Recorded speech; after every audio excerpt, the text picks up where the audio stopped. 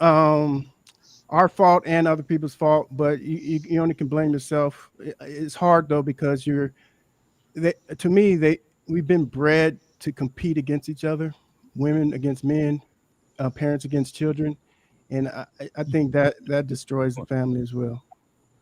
I dig it. And the follow up to that would be, what would you say is the biggest issue hurting the black family today? Today, um, hmm, that's a hard one because there's so many. Today, It's the biggest. the biggest, or you talking about like just like financial or just I can give you so A Black said relationships are and somebody's echoing too. Maybe that's Johnny, but yeah, it was you, Johnny. So I think A Black said relationships and the way that we vet our relationships to make sure that we're having solid nuclear families. I think I'm not G spoke about economics, where like making sure we get past like specifically being in the struggle and debt and being able to like move our way into like the ideas of generational wealth, not having to live check to check. And Johnny kind of blended both of them, where it was, what I mean, like the nuclear family, strong family, and cooperative economics, whether that's community or two parents both working. What is your thoughts? I have an answer. My auntie said this to me not too long ago. I think it's choices. So it's choosing the right mate. When you don't have someone to advise you on what type of mate to choose because you had a bad childhood or you didn't have two parents and it's just down the line. So it's just choices. So you keep repeating the same thing. So go without getting to all the financial stuff and all. I think it's just being aware of who would be best for you Mm-hmm. in raising a family. Okay. All I right. think So that's the biggest issue. I dig it. I guess it makes sense that if we're having the conversation, it's always important to make sure that we acknowledge like the past. So I'll throw this question out there that kind of ropes up a couple things. So the historical context and systemic influence of where the black family is today. Did slavery, Jim Crow, we can say welfare policies, did these do permanent damage to the black family structure? Or is there a way out? What is the way out? Um, what is your thoughts? I don't think it did permanent damage. Did it do damage? Of course. Like I think a lot of Well, no, it these. did. So would you say that we're still fixing that damage right now? Oh yeah, we're still fixing the damage, but I don't think it's But like is that permanent permanent? damage. I think like I think we see a way.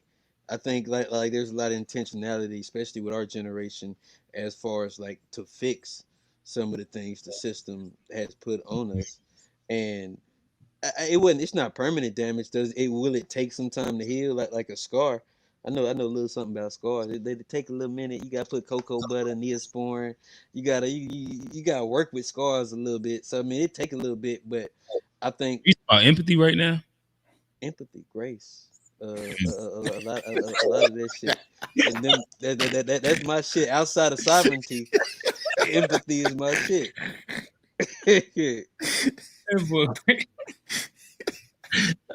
G, talk to us. Hey, can you repeat the question? Oh damn. Let me find. All right. Historical uh, context and systemic influence. Would you like when we look at slavery, Jim Crow, the welfare system in general, did it do permanent damage to the black family structure, or is it something that I'll just leave it at that, and you can kind of expand with that. Did it do permanent damage to the black family structure, welfare, Jim Crow, slavery? What's your thoughts? Permanent. I don't know if I don't want to say permanent, but definitely insufferable damage for sure. You know,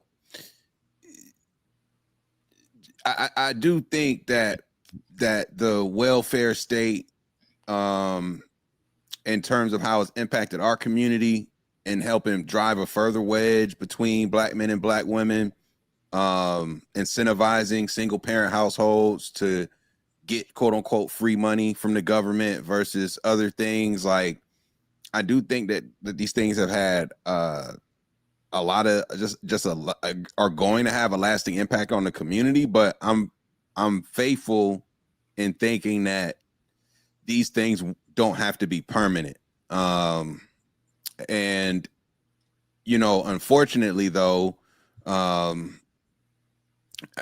what it would take to like change that narrative, I think is a very interesting question, because as we said earlier, it's like cost of living is crazy. The way that jobs are trending, even like fresh college grads at these great institutions are having trouble getting certain jobs and opportunities. And so it's definitely an interesting situation out here for us. But I like to think that these things won't have permanent damage, but like we said, we can't lie and say that it hasn't had a lasting impact from one generation to the next. It's pretty clear. Gotcha. Johnny, have you answered already? Yeah, I went first. I think so on A Black. Okay, yeah. Oh, my bad, A Black. Talk to us, brother. Steve, Zelina, we see you in the back. I'm gonna put you up in a second. You muted. Can you hear me? Yep. Okay.